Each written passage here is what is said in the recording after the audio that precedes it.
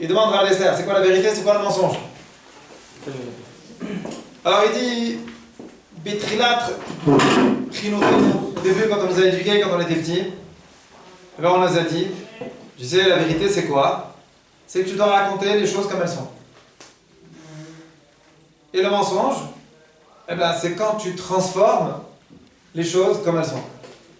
Par exemple, tu es sorti de l'école, tu es parti jouer au foot, tu rentres à la maison, tu dis non, je suis parti étudier. Alors tu mens. Quand tu dis j'ai été au foot, tu dis la vérité. Seulement, hein, ça, c'est dans les cas simples de la vie. Les ma'aseh, dans la vie de tous les jours, Arbe ofanim shebahem en adavar ken. Il existe beaucoup de situations où c'est pas comme ça. Iframim, parfois, asur lomar dvarim kemotchem. Il est interdit de dire les choses comme elles sont. Par exemple, les saper ma sheyesh bo pgam lachavero. Raconter que telle personne a un défaut. Est-ce que monsieur Untel est gros? Oui, il est gros. C'est interdit. Beli to'elet, bien sûr, sans intérêt. Vechleach, sans besoin. Belifamim tsarir davka leshanot. Et parfois, il faut mamash transformer les choses. Keshe'aemet lo yo'il ela yazik. Quand le emet, il va pas servir à quelque chose, et au contraire, il va faire du mal.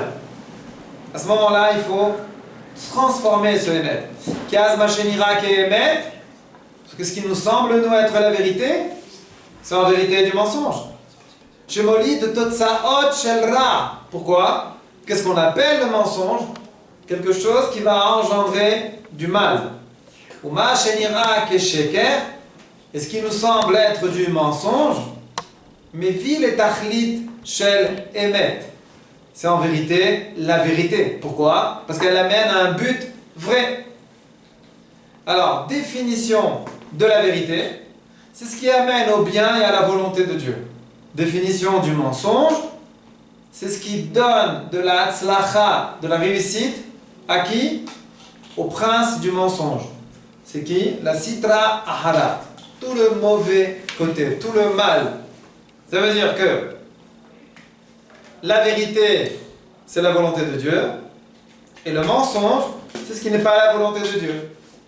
Un bonhomme, il vient te voir et il te dit, est-ce que je suis gros? En vérité, Béhémet, il est gros. Et tu sais très très bien qu'il a beaucoup de mal avec ça. Et le type, il s'est tué à faire un régime depuis 2 mois, mais il n'y a rien qui a bougé, il a même grossi plus. Il vient te voir, ça va, je suis toujours gros. Si tu lui réponds, t'es gros, tu es plus gros qu'avant, tu le tues, tu l'esquintes. Ah, mais moi, on m'a dit dans la Torah Kedoshah, Midevar Sheker Tilhag, écarte-toi du mensonge. Pas seulement ne mens pas, écarte-toi du mensonge. Quoi, je vais lui dire qu'il est mince? Mais c'est un mensonge. Je mens? Non, tu mens pas. Parce que tu vas faire plaisir à un juif. Tu vas pas faire de la peine à un juif, tu vas éviter de faire de la peine à quelqu'un. Alors tu vas faire ce qu'on appelle la volonté de Dieu. Faire la volonté de Dieu, c'est la vérité. Ne pas faire la volonté de Dieu, c'est le mensonge. Si le but, c'est la volonté de Dieu, alors tu dis la vérité. Si le but, c'est pas la volonté de Dieu, alors tu mens. Ouais, grave. Des fois, quand un élève il va voir son rave, il veut lui poser une question. Et le rave va essayer de faire en sorte pour une réponse qui va le satisfaire. Mais comme vous avez dit, il n'y a pas toujours de la vérité, même si c'est ça la vérité. Il lui faire plaisir. Des fois, le bonhomme il veut une réponse franche quoi, pour qu'il puisse avancer. Ça dépend, tu parles trop vague. C'est très très vague. Qu'est-ce que tu es parti poser comme question? Question de Halara, il va pas te répondre au contraire de la Halara. De la Hanaga, de comment on doit se conduire. Même dans la Hanaga, qu'est-ce que tu dis? Il va te tromper? Non, il va te tromper, des fois il va quoi? Il va rien. C'est toi qui t'imagines qu'il est comme ça. Tu dis la vérité? Il te dit la vérité, le Rav, il te dit ce qu'il faut te dire. C'est Torah, il va pas te rouler. Non, mais des fois, quand on pose la question, on donne l'impression qu'on est plus penché sur un côté. Et le Rav, il va plus. Il n'y a pas vraiment d'interdiction dans les deux. Non, tu es très vague. Tu es très très vague. C'est impossible de. Non, par exemple, C'est très particulier, il y a différents cas, c'est bourré de paramètres. Moi, je vais vous donner des exemples clairs. Un bonhomme, il arrive en retard chez lui à la maison. Il sait qu'il va arriver en retard.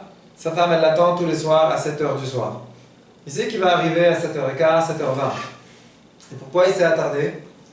Parce qu'il a vu, il avait un copain en collège, un vrai très mal. Maman très mal, qui avait besoin de parler. Alors il est resté parler avec lui, il s'est oublié, et là il va arriver en retard. c'est un vrai exemple, ça veut dire. Un exemple. Un bonhomme, maintenant, qu'est-ce qu'il fait? Il a deux solutions en rentrant à la maison. Soit il lui raconte la vérité, soit il fait un travail. Il connaît sa femme. Sa femme, très sensible, très susceptible. Elle aussi, elle n'est pas très bien en ce moment. Si jamais maintenant il lui raconte qu'il est resté avec un qui n'était pas bien, il dit ah, il est plus important que moi. Maintenant le type, il n'avait pas le choix. Il était obligé. Le bonhomme, il était au bord de la dépression, il était machin, c'est un cas grave. Maintenant il l'a fait. Maintenant comment il va faire? Il rentre, il dit la vérité à sa femme, c'est Shlom Bayit qui part en l'air.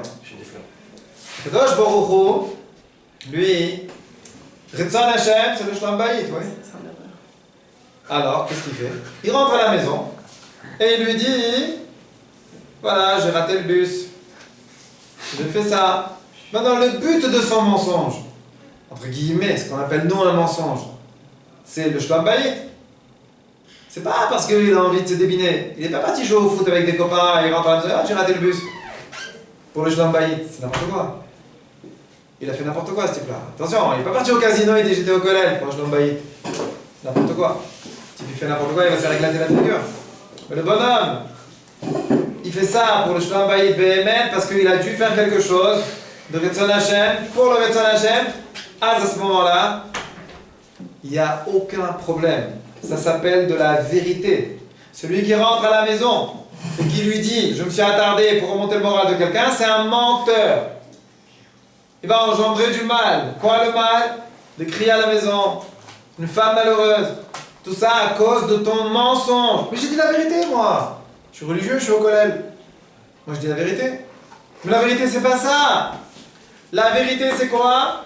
La vérité, c'est le Ritzon Hashem. Quelle est la volonté d'Hashem quand tu vas rentrer chez toi? Qu'il y ait du Shalom Bayit à la maison ou pas? Oui, manafka mina du retard. Qu'est-ce que ça va changer dans ta vie? Que ta femme, elle sache la raison de ton retard. Si tu dis les choses comme elles étaient, le Shalom Bayit il part en l'air. Qu'est-ce que tu as gagné? Rien du tout. Mais moi je dis la vérité. Rachel Imenu, la femme de Yaakov Avinu, elle a demandé à Yaakov Avinu des enfants. Elle a dit ah non, vous connaissez dans le fromage. Ah, des enfants sinon c'est la mort, je préfère mourir, machin. Ah ça va, ça va. Rachel il explique. Vous savez pourquoi elle voulait des enfants? Ah, écoutez bien. Hein. Elle a dit, le Shlom Bayit entre moi et mon mari, il est au top niveau. Alors comme Avinu, imaginez un peu, c'est Rachel Imenu, c'est des quêtes de... Comment elle a dit, moi je veux du 200%. Quel rapport les gosses? Au contraire, ça met la panique les gosses. Elle dit, justement. Quand il y a des gosses à la maison, et qu'il y a... Le mari rentre le soir, il voit un verre qui est cassé. Il voit un peu de balagan dans le salon. C'est les gosses.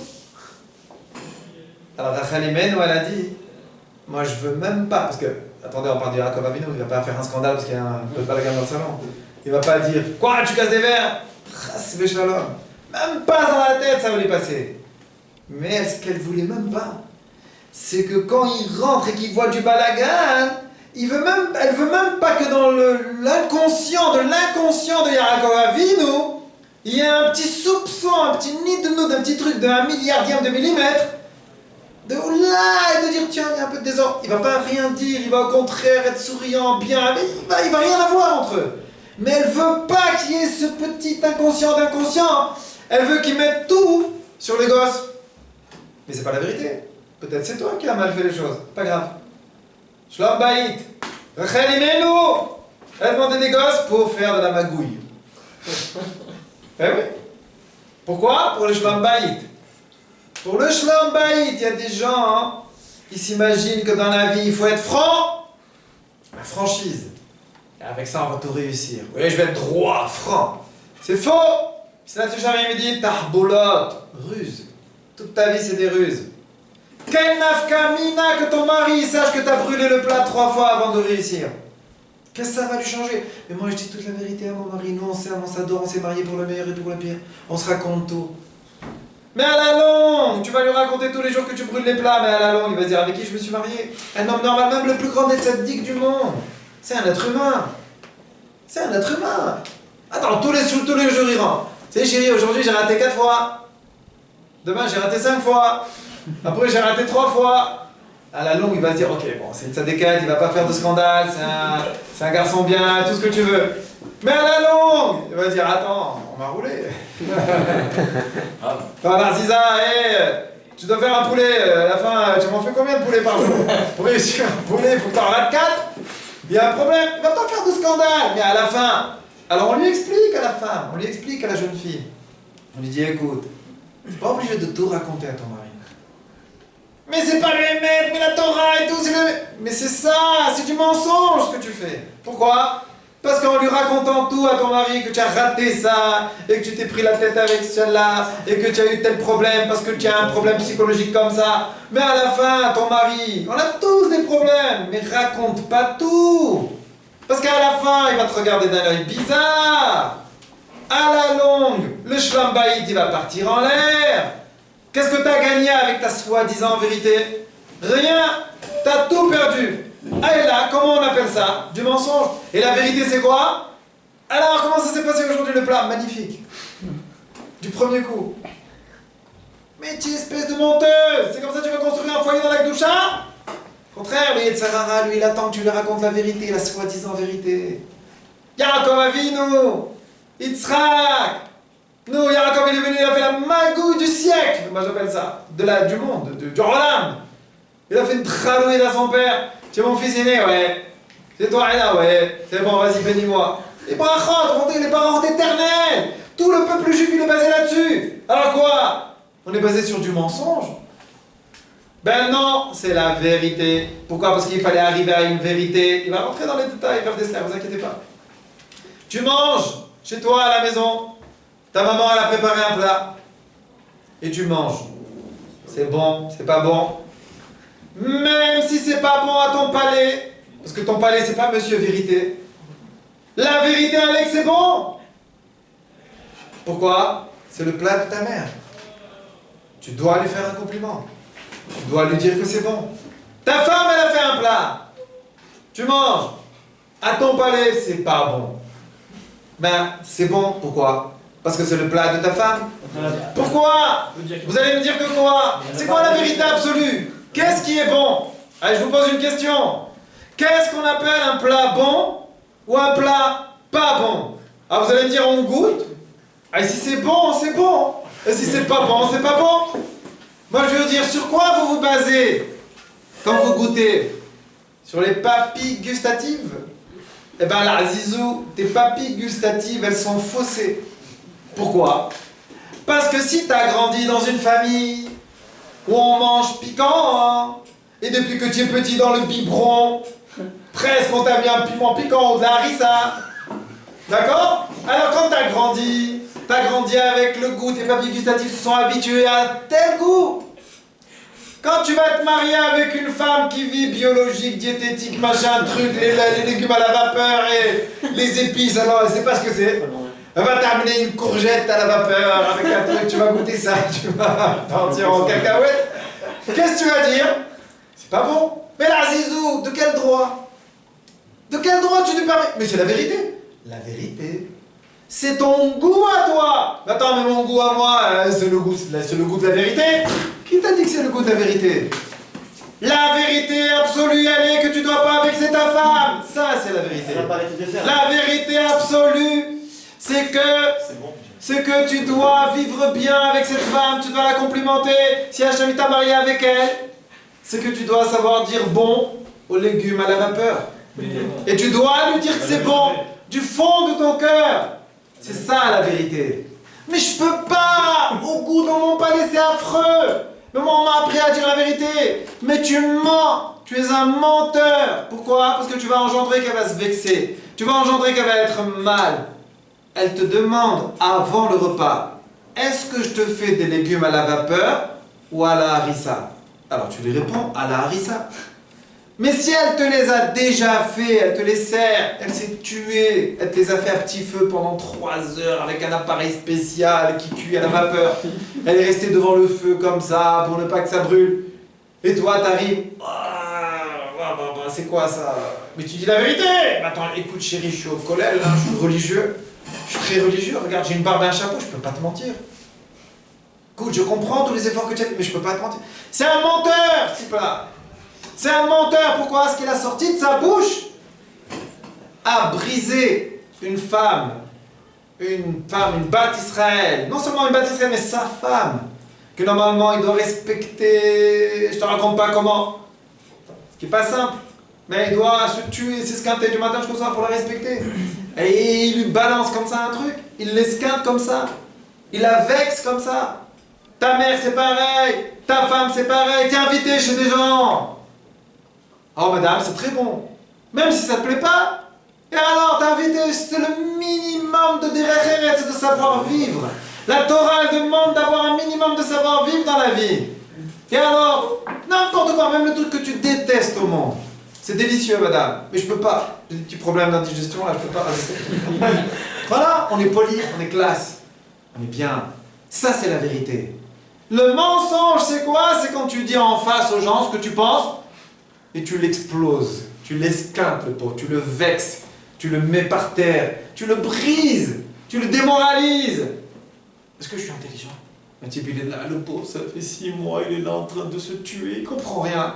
Il vient te voir un jour, je crois que j'ai compris un truc. Attends, je vais t'expliquer. Est-ce que je suis intelligent? Mais même si tu vois qu'il n'a rien compris, mais c'est assourd, c'est Retzar, c'est un meurtre de lui dire t'es pas intelligent. Alors quoi? Je vais pas lui dire la vérité? Eh ben, la vérité c'est de lui dire, écoute, tu fais d'énormes progrès. C'est impressionnant tes progrès. C'est impressionnant comment tu progresses, Baruch Hashem. Tu es là, ouais c'est vrai, t'as compris ça, ouais c'est vrai ce mot, tu l'as bien traduit. C'est bien joué. Kol hakavod, bien joué, ça c'est bien fait, ça c'est bien dit. Parce que c'est assourd de faire du mal à un juif. La volonté d'Hachem, c'est qu'on soit mais sa mère tous les juifs de la terre. On te demande une question pour un chidour, c'est autre chose. Est-ce que ce garçon est intelligent? Tu es obligé de répondre. Attends, c'est une question de vie ou de mort là. C'est pas, tu parles pas à lui, il est pas à côté le type. La femme elle téléphone et toi le bonhomme il est à côté. Est-ce qu'il est intelligent? Je regarde, non, il est bête. Non, c'est ça, il est pas là. Tu es chez toi à la maison, on t'appelle, tel Bafou. Il est intelligent? Non. Pas intelligent. Sur quoi il se base? Sérieux? Non. Sur quoi il se base pour dire Le voit. Le rab il est là, il le voit toute la journée, il a en chiour avec lui, il sait très bien s'il est intelligent ou s'il est bête. Mais c'est que je n'appelle intelligent. Pour le Mashgiach, il le connaît, il le voit. Et on le voit toute la journée à la yeshiva, il est sérieux, il est pas sérieux, il est présent, il est pas présent, on te filote, machin, on se darim. Tu le vois? Mais le type, il est là en train de progresser, le machin. Et alors, c'est parce qu'il est en train de progresser, tu vas dire aux gens que c'est un monstre. Aujourd'hui, il n'est pas intelligent. Il est sérieux? Oui. Il a de l'avenir? Oui. Aujourd'hui, il est intelligent? Non. Voilà, c'est tout. Il faut dire la vérité aux gens. C'est important, c'est un chido. Là, on dit la vérité comme elle est. Mais quand tu vas faire stam, des bêtises, ta femme elle rentre à la maison, elle achète une robe en promo, elle ne peut pas la changer au magasin. Elle te fait toute cette intro. Mais elle te dit maintenant, je vais te la montrer. Alors elle va, elle se change, elle la met. Horrible la robe. Horrible, un massacre. Un massacre. Le jour où elle va se promener avec toi à côté avec cette robe, tu vas faire le tikkun de ta vie. Non. Allez, on va voir si vous avez bien compris. Qu'est-ce qu'on lui dit? La cavode. La cavode, il y en a qui sont pas intelligents. D'accord. Si elle nous demande, elle nous fait un plat, on l'a mangé et tout, on l'a dit c'est très bon, et à la fin elle nous dit mais est-ce que tu veux que je refasse, est-ce que t'aimes ou pas? On dit quoi? Tu lui dis, bah tu es obligé. À quoi? Si tu lui dis que tu veux pas que je le refasse, ça va marier, de moi celui-là. Tu es obligé. Non, on lui dit c'est très bon mais j'aime pas trop. C'est quoi ça? C'est Non mais ça, imaginez elle fait un plat qu'on aime pas du tout, elle va nous faire. Et alors, mais tu apprends à aimer. Mais le problème, c'est d'où il vient le problème. Pourquoi on est loin de la vérité? Pourquoi on est loin de la vérité et du mensonge? Parce que on est, il le dit, la reine, lo yatzliach adam lekaven anagato el haemet. Quand est-ce qu'un homme il va réussir à ce que toute sa vie elle soit une vie de vérité? Que si et seulement si les retzonot shel gashmiyut et du mal ne sont pas sholtim alav, ne le dominent pas. Toutes ces petites volontés, il est là avec les goûts et les machins et la mode et les trucs, avec tout ça tu peux pas arriver à la vérité. Tu peux pas, ça va être dur de lui dire que la robe elle est belle. Tes sœurs elles ont jamais porté des robes comme ça. Tous les gens que tu as connus, tout le monde que tu as connu autour de toi, elles avaient jamais des robes comme ça. C'est horrible. Je peux pas supporter. Tout ça tu peux pas supporter parce que tu n'as pas été habitué. T'as pas été habitué, c'est ce qui fait que tu supportes pas. Mais c'est pas la vérité, ne me dis pas que c'est la vérité. Arrête de mentir. C'est pas la vérité. La vérité absolue, est-ce qu'on sait nous ce qui est beau et ce qui est pas beau? Alors la Torah, elle vient, elle te dit, tu sais, la robe de ta femme, elle est belle. Le manger de ta femme, il est bon. Le manger de ta mère, il est bon. Le manger de chez qui tu es invité, il est bon. Dès que quelqu'un il te présente sa maison, elle est belle. Il faut lui faire plaisir. On est obligé, c'est ça la vérité. Quelqu'un peut prétendre dire la vérité sur tes goûts bizarres que tu as été formaté, je sais pas moi, pendant des années depuis que tu es tout petit dans une maison qui mangeait piquant ou à la vapeur ou machin. Et tes yeux, tu peux dire que tes yeux ils voient la vérité? C'est n'importe quoi. Vous savez avec quoi on voit? On voit pas avec les yeux, on voit avec la tête. Et la tête elle est bourrée de préjugés. Une belle table, c'est quoi une belle table? Mais ça dépend où j'ai été éduqué. Ça dépend des conversations que tu as entendues à table. Ça dépend, c'était qui tes parents, l'entourage, les amis, tout, le milieu dans lequel tu as grandi.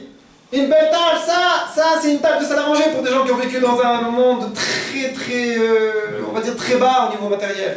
Une table comme ça, c'est une super table de salle à manger. Tu vis maintenant, t'as vécu dans un milieu de bourgeois et de machin et de trucs. Cette table-là, c'est même pas la table du concierge en bas quand il la prend juste pour monter dessus pour changer une lampe.